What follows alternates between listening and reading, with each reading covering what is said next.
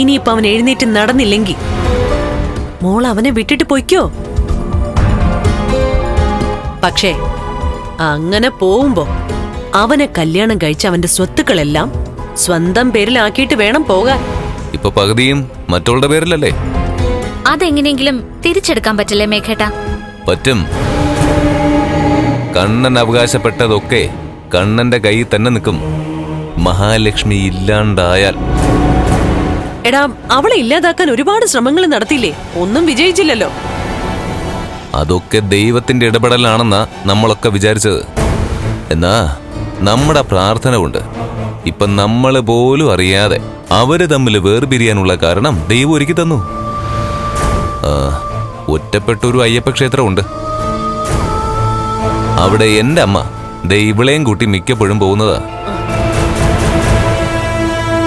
അതേ അമ്പലത്തില് കരുണയുടെ അച്ഛനും മുത്തച്ഛയൊക്കെ വരുന്നുണ്ട്.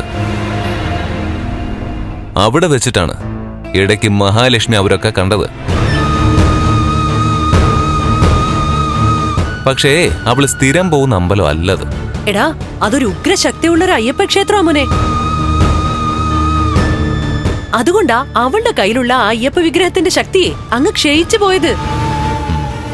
എടാ മോനെ, ഇനി എനിക്കും ആ ക്ഷേത്രത്തിലോട്ടൊന്ന് പോണം. എനിക്ക് എന്റെ അപ്പച്ചി എപ്പോഴാണെന്ന് വെച്ചാ അങ്ങ് പറഞ്ഞാ മതി, നമുക്ക് പോവാലോ. അതല്ലെങ്കിൽ ഉണ്ണിയോട് പറഞ്ഞ അവനെങ്കിലും കൊണ്ടുപോകല്ലോ. പിന്നെ ദേ ഇവള് പോയിട്ടുണ്ട്, അല്ലെങ്കിൽ ഇവളെയും കൂട്ടി പോവല്ലോ. അവിടുത്തെ പൂജയും കാര്യങ്ങളെല്ലാം ഇവക്കും അറിയാം. എന്റെ മോളെ, ദേ ഇനി കണ്ണന്റെ കാര്യങ്ങളൊക്കെ നീ വേണം നോക്കാൻ. കണ്ണൻ എങ്ങോട്ട് തിരിഞ്ഞാലും നീ കൂടെ വേണം.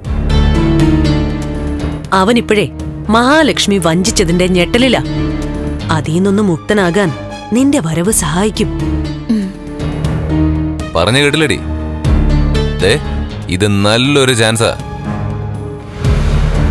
എടി, നമ്മളൊക്കെ മോഹിച്ച കമലേശ്വരം ഗ്രൂപ്പ് ഓഫ് കമ്പനീസ് നമ്മുടെ കയ്യിലോട്ട് കിട്ടാൻ ഇതിനപ്പുറം ഒരു അവസരം ഇനി വരാനില്ല.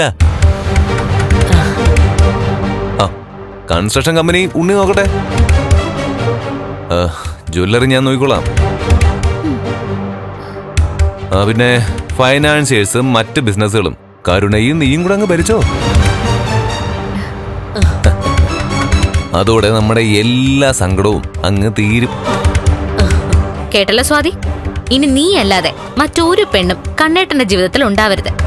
മഹാലക്ഷ്മി ഒരിക്കലും ഇനി മടങ്ങി വരരുത്.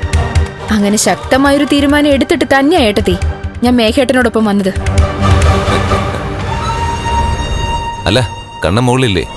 ഉണ്ട്. അതുകൊണ്ടല്ലേ ഞാൻ ശബ്ദം താഴ്ത്തി സംസാരിച്ചത്. ഞാൻ അവനെ ഒന്ന് കാണട്ടെ. കണ്ടിട്ട് അവന്റെ രക്തം ഒന്നുകൂടെ അങ്ങ് തിളപ്പിക്കട്ടെ. ചെല്ല് ചെല്ല് ചെല്ല്.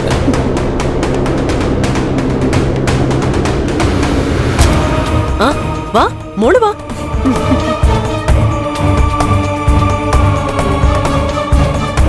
മോളെ മോളെ കൊഞ്ചിച്ച് അച്ഛനും അമ്മയും കൂടെ വളർത്തിയതുകൊണ്ടേ മോൾക്കാരെയും സ്നേഹിച്ച് കീഴ്പ്പെടുത്താനൊന്നും അറിയില്ലെന്നറിയാം.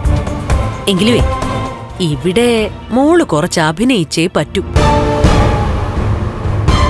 അറിയാവല്ലോ, കണ്ണന്റെ മനസ്സിലോട്ട് ഒരാള് കേറാൻ വലിയ പാടാ. പക്ഷേ മോള് തുളച്ചങ്ങ് കേറണം.